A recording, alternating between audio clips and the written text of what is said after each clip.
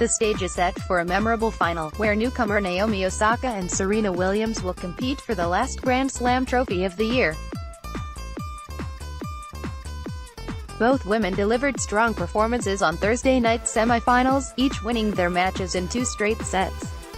The night started off with Serena Williams, who had the backing of many of the more than 20,000 fans that gathered. In just 66 minutes, Williams overpowered Anastasija Sevastova of Latvia with 6-3 and 6-0 sets by pressing her in the short game, landing 4 of the 5 serve and volley shots and serving at a speed of more than 190 kilometers (118 miles) per hour. "The crowd was so intense and helped me out so much after those first 2 games," said Williams. Sevastova, seeded 19th and making her first Grand Slam semi-final appearance, had 17 unforced errors and was never able to battle back against the 6-time U.S. Open winner. Her own mistakes, coupled with not being able to break Williams, led to the disappointing result, Sevastova said. "She had better by statistics, I think, better than me. More winners, less mistakes," the Latvian said. "So she deserves it, yeah." Of her ticket to the finals, Williams expressed gratitude and said she was satisfied to have made it this far in a tournament that she missed last year, due to the birth of her child. "It is really incredible. A year ago, I was literally fighting for my life at the hospital after having the baby," said Williams. "Every day I step out on this court I am so grateful to have an opportunity to play this sport. So no matter what happens in any match, semis, finals, I already feel like I have already won," she added. Williams will play her 2nd consecutive Grand Slam final this year. A win on Saturday would give the 36-year-old a 7th U.S. Open title, breaking a tie with Chris Evert for the most in the Open era and equaling Australian Margaret Court's all-time Grand Slam record of 24. Read more. U.S. Open officials apologize after sexist shirt removal. Row first Grand Slam for Japan following Williams' triumph. 20-year-old Naomi Osaka prevailed over Madison Keys and made history on the court by becoming the first Japanese woman to reach a Grand Slam final. The 2 women had played against each other 3 times prior to the match, with Keys winning all 3 matches. But this time, Osaka won with a convincing 6-2, 6-4 win over 14th-seeded Keys, who was the runner-up at the 2017 U.S. Open. Osaka pulled off the win in 1 hour, 26 minutes with a service winner, and break into a smile as the ball flew off the frame of Keys' racket and into the crowd. Keys spoke frankly of the challenge Osaka presented to her.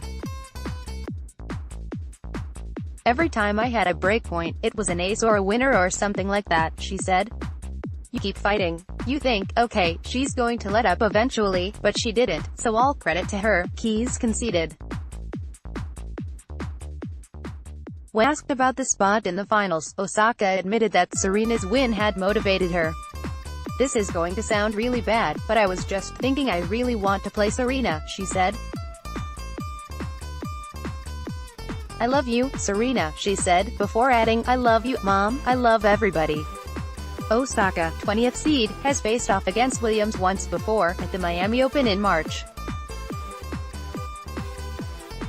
She defeated the tennis legend in that match, a feat she will try to repeat, but this time with a Grand Slam title on the line. Novak Djokovic and Stan Wawrinka battled it out in the men's final on center court in 2016. This photo gives you a rough impression of the view you would have had if you had managed to get yourself a ticket for a seat in the nosebleeds. Wawrinka would go on to win this duel. Arthur Ashe used a wooden racket when he played in the Forest Hills Stadium in Queens, New York in 1965. In 1978, the tournament moved to its larger site at the USTA Billie Jean King National Tennis Center in Flushing Meadows. The main court, which holds more than 22,000 spectators, is named after Arthur Ashe. The matches can be long and the weather is usually hot and humid. This can take a toll on the players. In 1996, a few minutes after this picture was shot, the great Pete Sampras actually threw up on the court during his match against Alex Corretja. "We could have shown you that, but you didn't really want to see it, did you?" If you are looking for a quiet game of tennis, the Billie Jean King National Tennis Center is not the place for you. It happens to be located close to LaGuardia Airport. If you don't like the noise you can complain, but making yourself heard could pose a problem. "Foot fault," cried the woman on the chair during this 2009 match. Serena Williams was having nothing of it and did her best to make this clear. The line judge jumped out of her chair and ran to the net and told the match referee, who called the head referee. He ordered Williams' semi-final match against Kim Clijsters abandoned and awarded it to the Belgian. It was widely reported that Williams had threatened to shove a tennis ball down the line judge's throat, something that the American denied having said. In 2006, Marcos Baghdatis struggled through his match against Andre Agassi. Plagued by cramps, he struggled to complete it. Baghdatis is still on the tour. Agassi, of course, retired years ago. The match, in which Baghdatis wound up unable to run around the court, was the second last in the career of Andre Agassi in New York. The crowd gave both men a standing ovation after Agassi won 6-4, 6-4, 3-6, 5-7, 7-5. In his 2010 autobiography, Open, Agassi described his pain both on and off the tennis court. Stephanie Graf rarely made mistakes with her backhand, but her forehand was even better. In 1988 she faced Argentina's Gabriela Sabatini in the US Open final and won 6-3, 3-6, and 6-1.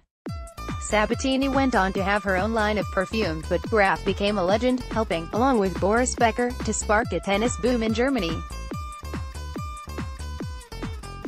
It would take until 2016 for another German to win at Flushing Meadows.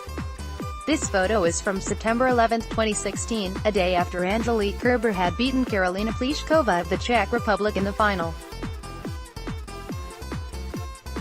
Since then, things haven't gone her way. Kerber lost her #1 spot in the women's rankings, despite the absence of Serena Williams. How could we forget this guy? He was in his prime when US men's tennis was still powerful and nobody had heard of John McEnroe yet.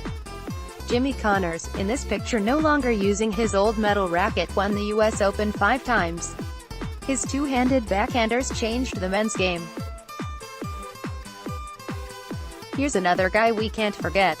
This is Boris Becker after beating Ivan Lendl 7-6, 1-6, 6-3, 7-6 in the 1989 final. The often ill-tempered Lendl went on to become a cool golfer and even cooler coach. Becker is still his happy-go-lucky self. Last year he was appointed the head of men's tennis by the German Tennis Association, DTB. Alexander Zverev, above left, is still looking for his first Grand Slam and he has enlisted former Grand Slam winner Ivan Lendl, right, to help him refine his game. The men's #4 failed to make it past the second round in his 2 previous appearances at the US Open. The 21-year-old German is hoping that Lendl's tactical knowledge will help carry him much deeper in 2018.